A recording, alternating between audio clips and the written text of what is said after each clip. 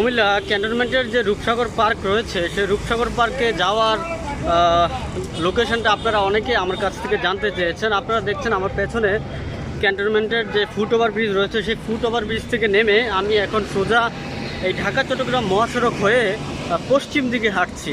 এই পশ্চিম দিকে হাঁটতে হাঁটতে আপনি কিছুক্ষণ হাঁটার পরে গিয়ে দেখবেন যে বাস কাউন্টার যেখানে ঢাকাগামী বাসগুলি সেখানে থামে এবং এখানে অসংখ্য টিকিট কাউন্টার রয়েছে। সেখান থেকে আরও পশ্চিমে আপনারা যেতে থাকবেন। পশ্চিমে যাওয়ার পরে আপনারা আরও একটি ক্যান্টনমেন্টের সেনানিবাসের গেট দেখবেন। তারপরে একটু সামনে হচ্ছে নাজিরা বাজার। এই নাজিরা বাজারের অপোজিট পাশেই হচ্ছে রূপসাগর পার্ক, এখান দিয়ে প্রবেশ করা যাবে। তবে রূপসাগর পার্ক এখন 3 সেপ্টেম্বর এই মুহূর্তে এখন পর্যন্ত রূপসাগর পার্ক আজকে বন্ধ রয়েছে। তবে যদি খোলা থাকে বা খোলা আছে কিনা সেই তথ্য আপনারা জেনে